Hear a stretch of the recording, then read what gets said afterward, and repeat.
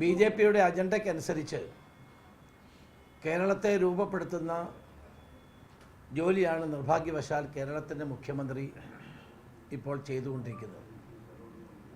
അരനൂറ്റാണ്ട് കാലത്തിലേറെയായി കേരളത്തെ വിഭജിക്കാൻ ബി.ജെ.പിയും സംഘപരിവാറും കൊണ്ട് ശ്രമിക്കുകയായിരുന്നു. എന്നാൽ അവർക്കത് വിജയിക്കാൻ കഴിയാത്ത വന്ന സാഹചര്യത്തിലാണ് അവരുടെ ജോലി കേരളത്തിൻ്റെ മുഖ്യമന്ത്രി ഇപ്പോൾ ഏറ്റെടുത്തിരിക്കുന്നത്. ഇത് തികച്ചും ദൗർഭാഗ്യകരമായ ഒരു കാര്യമാണ്.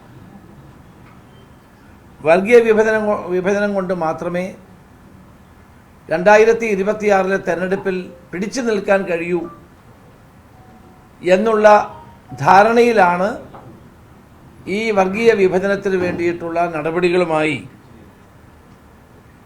ബഹുമാനപ്പെട്ട മുഖ്യമന്ത്രി മുന്നോട്ട് വന്നിട്ടുള്ളത്. ഇവിടെ UDF അധികാരത്തിൽ വന്നാൽ മാറാട് ആവർത്തിക്കും എന്നുള്ള പ്രചരണം നടത്തുന്നു. UDF അധികാരത്തിൽ വന്നാൽ ആഭ്യന്തര വകുപ്പ് കൈകാര്യം ചെയ്യുന്നത് ജമായത്തെ ഇസ്ലാമി ആയിരിക്കുമെന്നുള്ള പ്രചരണം നടത്തുന്നു. അപ്പോൾ 2026 തെരഞ്ഞെടുപ്പിൻ്റെ തന്ത്രം ഇതുകൊണ്ട് തന്നെ ജനങ്ങൾക്ക് വ്യക്തമായിരിക്കുകയാണ്. ന്യൂനപക്ഷ വർഗീയതയെയും ഭൂരിപക്ഷ വർഗീയതയെയും തരം പോലെ പ്രോത്സാഹിപ്പിച്ച് തെരഞ്ഞെടുപ്പുകളിൽ ജയിക്കുന്ന CPMൻ്റെ രാഷ്ട്രീയ തന്ത്രത്തിൻ്റെ ഭാഗമാണിത്. പാർലമെൻറ്റ് തെരഞ്ഞെടുപ്പിൽ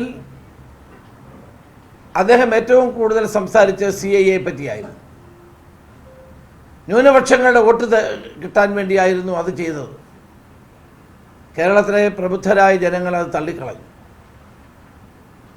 പാർലമെൻറ്റ് തെരഞ്ഞെടുപ്പിൽ പരാജയപ്പെട്ടതോടുകൂടി ലൈൻ മാറ്റിപ്പിടിച്ചു.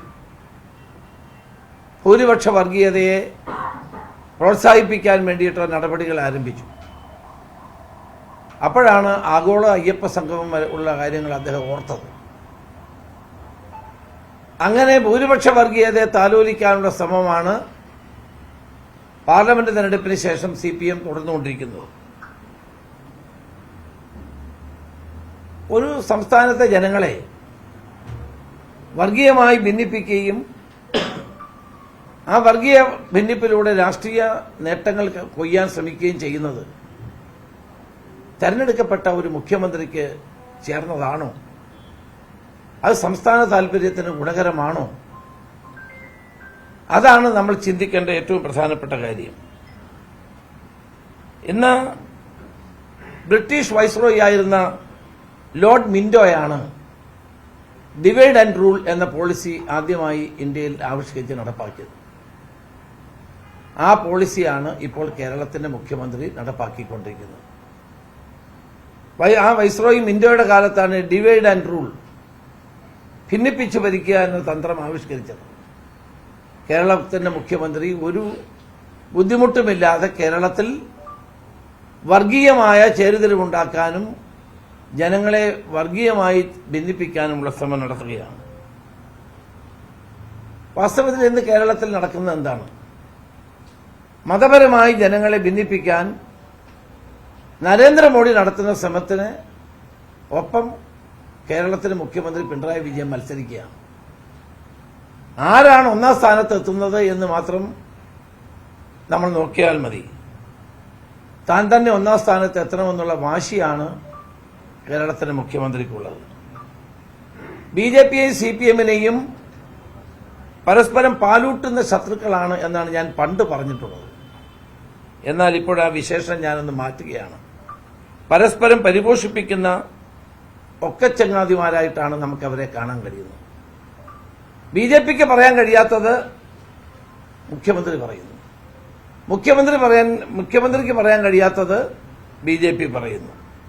ഇതാണ് ഇവിടെ നടന്നുകൊണ്ടിരിക്കുന്ന ഈ വർഗീയ ധ്രുവീകരണം എന്നുള്ളത് ജനങ്ങൾക്ക് വ്യക്തമായിക്കൊണ്ടിരിക്കുകയാണ്.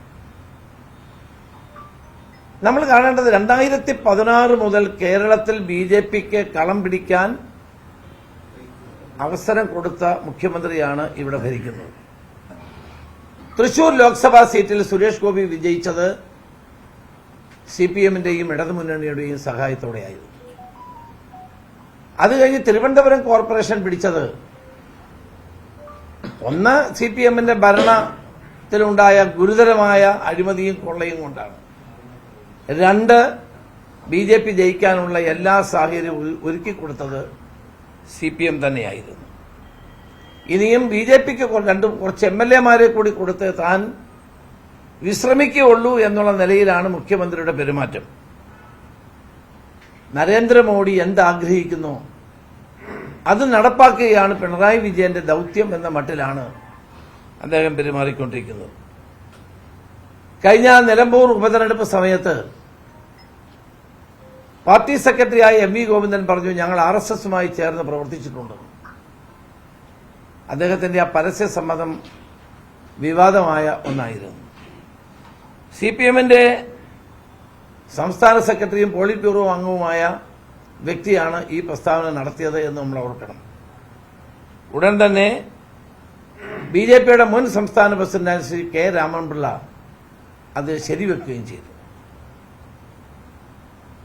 BJP-യും RSS-ഉമായി CPM-നുള്ള വർഷങ്ങളുടെ ബന്ധമായിരുന്നു നിലമ്പൂരിലെ MV ഗോവിന്ദൻ മാസ്റ്ററുടെ പ്രസ്താവനയിലൂടെ തുറന്നു പറഞ്ഞത്.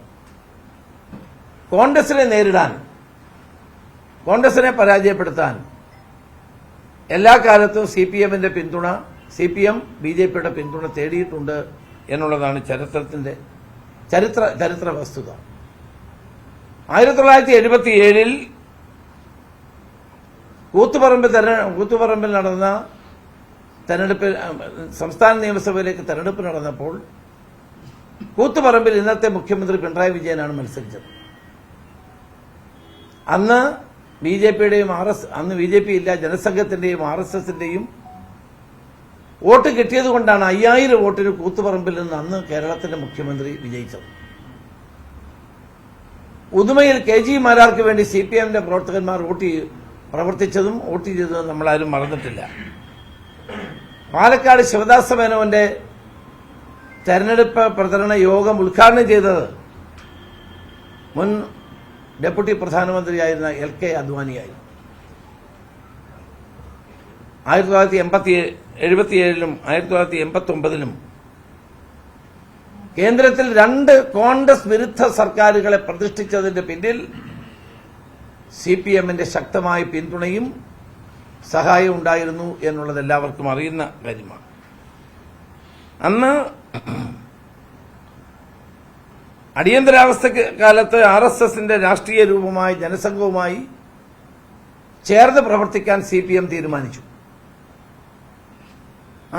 അങ്ങനെ ഒരു കൂട്ടുകെട്ടുണ്ടാക്കിയതിനെ തുടർന്നാണ് അഖിലേന്ത്യാ സെക്രട്ടറിയായ P. സുന്ദരയ്യ പാർട്ടി സെക്രട്ടറി സ്ഥാനം രാജിവെച്ചത്. പാർട്ടി സെക്രട്ടറി സ്ഥാനം രാജിവെച്ച് അദ്ദേഹം തുറന്നു പറഞ്ഞു, RSS-ഉമായും BJP-യും ജനസംഘവുമായിട്ടുള്ള കൂട്ടുകെട്ട് CPM-ന് ഗുണകരമല്ല എന്നാണ് അദ്ദേഹത്തിന്റെ രാജിക്കത്തിൽ സൂചിപ്പിക്കുന്നത്. നമുക്കറിയാം, നമ്മുടെ നാട്ടിൽ ഒരു മുറിവുണ്ടായാൽ ആ മുറിവ് ഉണക്കാനാണ് നമ്മൾ ശ്രമിക്കുന്നത്. മാറാട് ഒരു മുറിവാണ്. കേരളത്തിലുണ്ടായ ഏറ്റവും ദൗർഭാഗ്യകരമായ ഒരു സംഭവമായിരുന്നു. ആ മുറിവിൽ വീണ്ടും വീണ്ടും മുളക് തേക്കുന്ന ജോലിയാണ് കേരളത്തിന്റെ മുഖ്യമന്ത്രി ഇപ്പോൾ ചെയ്തുകൊണ്ടിരിക്കുന്നത്. അപ്പൊ ജനങ്ങളുടെ ഇടയിൽ ഭിന്നിപ്പ് വർദ്ധിപ്പിക്കാനും ജനങ്ങളെ തമ്മിലകത്താനും വർഗീയമായി ചേരിതിരിവുണ്ടാക്കാനും മാറാട് സംഭവം വീണ്ടും ആവർത്തിച്ച് പറയുന്നത് എന്തുകൊണ്ടാണ്? UDF ഭരണം വന്നാൽ മാറാട് ആവർത്തിക്കുമെന്ന് പറയുന്നത് എത്ര തെറ്റായ ഒരു നടപടിയാണ്. ഉമ്മൻചാണ്ടി ഗവൺമെന്റ് 5 വർഷം കേരളത്തിൽ ഭരിച്ചപ്പോൾ ഒരു വർഗീയ കലാപവും കേരളത്തിൽ ഉണ്ടായിരുന്നില്ല, ഒരു വർഗീയ സംഘർഷവും കേരളത്തിൽ ഉണ്ടായില്ല. ഇത്രയും സമാധാനപരമായി ജനങ്ങൾ ജീവിച്ച ഒരു കാലഘട്ടം ഒരിക്കലും നമുക്ക് കാണാൻ കഴിയില്ല. ഇന്ന് നമുക്കറിയാം, കേന്ദ്രത്തിനെതിരെ മുഖ്യമന്ത്രി 12-ാം തീയതി സത്യാഗ്രഹം നടത്താൻ പോവുകയാണ്. കഴിഞ്ഞ 10 വർഷത്തിൽ നടത്തുന്ന 2ാമത്തെ സമരമാണ്. പണ്ട് നിരന്തരമായി കേന്ദ്രത്തിനെതിരെ സമരം ചെയ്തുകൊണ്ടിരുന്ന കേരളത്തിൽ CPM മുഖ്യമന്ത്രിമാരുണ്ടായിരുന്നു. ശ്രീ പിണറായി വിജയൻ ചെയ്യുന്ന 2ാമത്തെ സമരം ഇതൊരു വഴിപാട് സമരം മാത്രമാണ്. ഒരു ഘട്ടത്തിലും നരേന്ദ്രമോദിയോ അമിത്ഷായെയോ തെല്ലെങ്കിലും അലോരസപ്പെടുത്തുന്ന ഒരു നടപടിയും കേരളത്തിന്റെ മുഖ്യമന്ത്രിയുടെ ഭാഗത്തുനിന്നുണ്ടായിട്ടില്ല. ഈ സത്യാഗ്രഹം ഒരു കോമഡിയാണ്. തിരുവനന്തപുരത്ത് 12-ാം തീയതി നടക്കാൻ പോകുന്നത് ഒരു കോമഡി മാത്രമാണ്. നമുക്കറിയാം, പിണറായി ഭരണത്തിൽ RSS പിടിമുറുക്കുന്നു എന്ന് പറഞ്ഞത് ആരാണ്? ഇടതുപക്ഷ മുന്നണിയുടെ ഘടകകക്ഷികൾക്ക് പോലും ആ അഭിപ്രായമുണ്ട്. പോലീസിലെ RSS വൽക്കരണത്തെപ്പറ്റി ഏറ്റവും ശക്തമായി പ്രസ്താവന കൊടുത്ത ആരാണ്? ആനി രാജ എന്ന CPIയുടെ അഖിലേന്ത്യാ നേതാവാണ്. പോലീസിലെ ക്രിമിനൽ വൽക്കരണത്തിനും RSS വൽക്കരണത്തിനുമെതിരെ ശക്തമായി പ്രതികരിച്ചാണ് ഇടതുമുന്നണിയുടെ MLA ആയിരുന്ന PV അൻവർ MLA സ്ഥാനം തന്നെയാണ് രാജിവെച്ചത്. എല്ലാ ക്രമസമാധാന പ്രശ്നങ്ങളിലും RSS പ്രതികളായിട്ടുള്ള കേസുകളിലും അവരെ സഹായിക്കുന്ന നിലപാടാണ് സംസ്ഥാന പോലീസും പോലീസിന്റെ ഭരണാധികാരികളും സ്വീകരിച്ചിട്ടുള്ളത്. അതുകൊണ്ട് RSS നേതാവായ വത്സൻ തില്ലങ്കേരി സന്നിധാനത്ത്, ശബരിമല സന്നിധാനത്ത് 18-ാം പടിയിൽ കയറിയെന്ന് മൈക്ക് ഉപയോഗിച്ചത് നമ്മളാരും മറന്നിട്ടില്ല. പോലീസ് വത്സൻ തില്ലങ്കേരിയുടെ നിയന്ത്രണത്തിലാണ് എന്നുള്ളതിന് ഏറ്റവും വലിയ തെളിവല്ലേ അത്? ഇന്ന് RSSന്റെ അധ്യക്ഷന് സ്കൂളിൽ ദേശീയ പതാക ഉയർത്താൻ അനുവാദം കൊടുത്തത് പിണറായി വിജയന്റെ ഈ ഗവൺമെന്റ് കാലത്താണ്. നമ്മളത് മറക്കരുത്. ഇതിന്റെ നന്ദി സൂചകമായിട്ടാണ് കോൺഗ്രസ് മുക്ത ഭാരതമുണ്ടാകണമെന്ന് ആഗ്രഹിച്ചുകൊണ്ട് 69 സീറ്റുകളിൽ കഴിഞ്ഞ നിയമസഭാ തെരഞ്ഞെടുപ്പിൽ BJP വോട്ട് CPMന് നൽകിയത്. അങ്ങനെയാണ് തുടർഭരണം ഉണ്ടായത്. UDFന് 40% വോട്ട്, LDFന് 44% വോട്ട്, 14% പാർലമെന്റ് തെരഞ്ഞെടുപ്പിൽ വോട്ടുണ്ടായിരുന്ന BJPയുടെ വോട്ട് 10 കുറഞ്ഞു.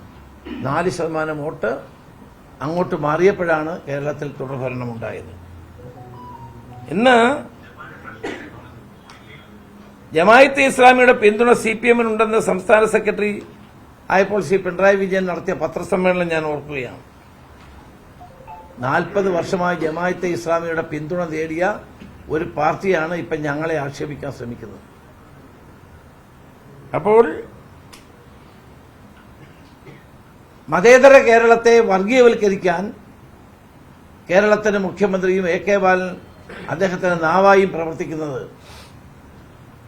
ഒരിക്കലും മതേതര വിശ്വാസികളായ ജനങ്ങൾ അംഗീകരിച്ചു കൊടുക്കില്ല. AK ബാലന്റെ പ്രസ്താവനയോട് CPM സംസ്ഥാന സെക്രട്ടറിക്ക് വിയോജിപ്പാണ്, എന്നാൽ മുഖ്യമന്ത്രിക്ക് യോജിപ്പാണ്. ആര് പറയുന്നതാണ് ജനങ്ങൾ വിശ്വസിക്കേണ്ടത്? പാർട്ടി സെക്രട്ടറി MV ഗോവിന്ദൻ ഇന്നലെ തിരുവനന്തപുരം ജില്ലാ കമ്മിറ്റി യോഗത്തിൽ ഇതിനെ നിശിതമായി വിമർശിക്കുകയുണ്ടായി. പക്ഷെ വൈകിട്ട് മുഖ്യമന്ത്രിയുടെ പത്രസമ്മേളനത്തിൽ AK ബാലനെ അതിരറ്റ് പ്രോത്സാഹിപ്പിക്കുകയും പിന്തുണയ്ക്കുകയുമാണ് ചെയ്തത്.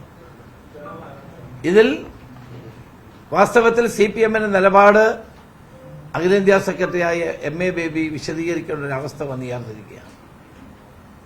ഒരു കാര്യം ഞാൻ വളരെ വ്യക്തമാക്കാൻ ആഗ്രഹിക്കുന്നു. UDF പൂർണ്ണമായ മതേതര നിലപാടുമായിട്ട് മുന്നോട്ട് പോകുന്നൊരു മുന്നണിയാണ്. ഞങ്ങൾ 2 വോട്ടിന് വേണ്ടി മതേതരത്വത്തിൽ വെള്ളം ചേർക്കാൻ ആഗ്രഹിക്കാത്ത പാർട്ടിയാണ്. ഞങ്ങൾ ആ നിലപാടുമായി മുന്നോട്ട് പോകും. കഴിഞ്ഞ പഞ്ചാബ് ലോക്സഭാ തെരഞ്ഞെടുപ്പിലും ഉപതെരഞ്ഞെടുപ്പുകളിലും പഞ്ചായത്ത് തെരഞ്ഞെടുപ്പിലും കേരള ജനത ഒരു മാറ്റത്തിന് വേണ്ടി വോട്ട് ചെയ്തു. കേരളം മാറണം, കേരളത്തിൽ ഇന്നത്തെ ഭരണം മാറണം, ഒരു പുതിയ ഭരണം ഉണ്ടാകണമെന്ന് ആഗ്രഹിച്ചുകൊണ്ടാണ് ജനങ്ങൾ UDFന് വോട്ട് ചെയ്തത്. അത് കണ്ട് ഭയന്നാണ് ഈ വർഗീയ ധ്രുവീകരണത്തിന് വേണ്ടി CPM ശ്രമിക്കുന്നത്. അത് കേരളത്തിൽ ചെലവാകാൻ പോകുന്നില്ല എന്നാണ് എനിക്ക് അടിവരയിട്ട് പറയാനുള്ളത്.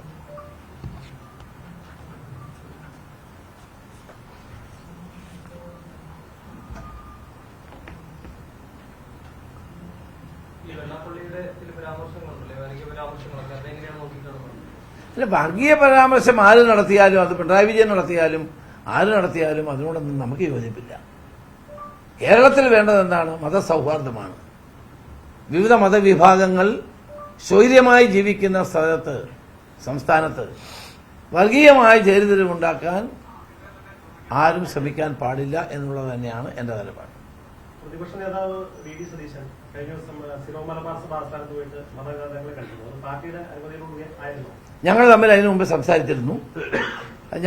ഇതിനു മുമ്പ് ഞങ്ങൾ അവരെ പോയി കാണാറുണ്ട്. ഞാൻ ഉമ്മൻചാണ്ടി കൂടെ പലതവണ അവരെ കണ്ടിട്ടുണ്ട്. സതീശൻ പോയതിനകത്ത് ഒരു തെറ്റുമില്ല. പ്രതിപക്ഷ നേതാവെന്നുള്ള നിലയിൽ അദ്ദേഹത്തിന് പല കാര്യങ്ങളും അവരോട് സംസാരിക്കാനുണ്ടാവും. അവരുടേതായ വിഷയങ്ങളുണ്ടാവും, പൊതുവിഷയങ്ങളുണ്ടാവും. അത് പോയി സംസാരിക്കുന്ന ഒരു തെറ്റുമില്ല. പോകുന്നതിന് മുമ്പ് ഞങ്ങൾ തമ്മിൽ സംസാരിച്ചിരുന്നു. വളരെ കാതലായ കേരളത്തെ ബാധിക്കുന്ന നിരവധി പ്രശ്നങ്ങളുണ്ട്. ഉദാഹരണമായി അവരുടെ നിയമനവുമായി ബന്ധപ്പെട്ട സ്കൂൾ നിയമനവുമായി ബന്ധപ്പെട്ട് സുപ്രീം കോടതി നടക്കുന്ന കേസ് ഉൾപ്പെടെയുള്ള നിരവധിയായ വിഷയങ്ങളുണ്ട്. അത്തരം പൊതുവിഷയങ്ങൾ ഗവൺമെന്റിനോട് പറയുന്നതോടൊപ്പം തന്നെ പ്രതിപക്ഷ നേതാവിനോടും പറയാറുണ്ട്. ഇത്തരം കാര്യങ്ങൾ ചർച്ച ചെയ്യുന്നതിനകത്ത് മറ്റൊന്നും കാണേണ്ട കാര്യമില്ല. അല്ല, ഇപ്പൊ എല്ലാവരും കൂടെ വിളിച്ചുകൊണ്ട് പോകാൻ പറ്റുമോ? അവിടെ യോഗം നടക്കുമ്പോൾ ഞങ്ങൾ അത്യാവശ്യം വേണ്ട ആളുകളോടൊക്കെ സംസാരിച്ചിട്ട് തന്നെയാണ് അദ്ദേഹം പോയിട്ടുള്ളത്. അതിന് ഒരു കുറ്റവുമില്ല. തീർച്ചയായിട്ടും അത് ഞാൻ പറഞ്ഞല്ലോ, ഇതിപ്പോഴല്ല, എല്ലാ കാലഘട്ടങ്ങളിലും അവർ മാത്രമല്ല, കേരളത്തിൽ ഏതെങ്കിലും ഒരു കാര്യം വന്നു കഴിഞ്ഞാൽ പ്രതിപക്ഷത്തെയും കാണും, ഭരണപക്ഷത്തെയും കാണും. അത്തരം കാര്യങ്ങൾ പോകുന്നതിനകത്ത് ഒരു അസ്വാഭാവികതയുമില്ല. പ്രതിപക്ഷ നേതാവ് ചെയ്തത് നല്ല കാര്യമാണ്. ഈ ജോസ് കെ മാണിയുടെ പാർട്ടി തിരിച്ച് യുഡിഎഫിലേക്ക് കൊണ്ടുവരുന്നതിനെ കുറിച്ച് എന്തെങ്കിലും ഒരു പുനരാലോചന ഇപ്പോ ഉണ്ടോ? ഇതുവരെ ഉണ്ടായിട്ടില്ല. കാരണം അവരിപ്പോൾ LDF-ൽ നിൽക്കുകയാണ്. LDF-ൽ നിൽക്കുന്ന ഒരു കക്ഷിയെ പറ്റി അവരിങ്ങോട്ട് വരുമെന്ന് പറയുന്നത് തെറ്റാണ്. ഇതുവരെ അങ്ങനെ ചർച്ചയൊന്നും ഉണ്ടായിട്ടില്ല. പ്രത്യേകിച്ച് ഇന്നലെ സിറോ മലബാർ സഭയിൽ പ്രതിപക്ഷ നേതാവ് ചർച്ച നടത്തിയതിന് ശേഷമാണ് അങ്ങനത്തെ അഭ്യൂഹങ്ങളും കൂടി വരുന്നത്. അങ്ങനെ സഭ ആവശ്യപ്പെട്ടുള്ള തരത്തിലൊക്കെ ഇല്ല, അങ്ങനെയൊന്നുള്ള ഒരു കാര്യം ഉണ്ടായിട്ടില്ല. ഞാൻ പറഞ്ഞല്ലോ, പൊതുവായ കാര്യങ്ങൾ സംസാരിക്കാൻ വേണ്ടിയാണ്. കാരണം സെനഡ് ആയതുകൊണ്ട് എല്ലാവരും അവിടെ ഉണ്ടാവുമല്ലോ. പൊതുവായ കാര്യങ്ങൾ സംസാരിക്കാൻ പ്രതിപക്ഷ നേതാവ് പോയതാണ്. അത് നല്ലതാണ്. അത് വളരെ നല്ല നടപടിയാണ് അദ്ദേഹം സ്വീകരിച്ചത്. ഇത് ഒരു പ്രത്യേക സാഹചര്യത്തിൽ പോയതല്ല. ഞാൻ പറഞ്ഞില്ലേ, എന്റെ കാര്യങ്ങൾ പറഞ്ഞില്ലേ, സുപ്രീം കോടതി നടക്കുന്ന കേസ് ഉൾപ്പെടെയുള്ള പൊതുവിഷയങ്ങൾ സംസാരിക്കാൻ വേണ്ടി പോയതാണ്. അത് ഏത് വിഭാഗത്തിനകത്ത് പൊതുവിഷയങ്ങൾ ഉണ്ടെങ്കിലും സംസാരിക്കുന്നതിൽ തെറ്റില്ല. പണ്ട് ഞാനും ഉമ്മൻചാണ്ടിയും ഒക്കെ പ്രതിപക്ഷ നേതാവായിരുന്ന കാലഘട്ടങ്ങളിൽ ഞങ്ങളൊക്കെ പോയിട്ടുള്ളതാണ്.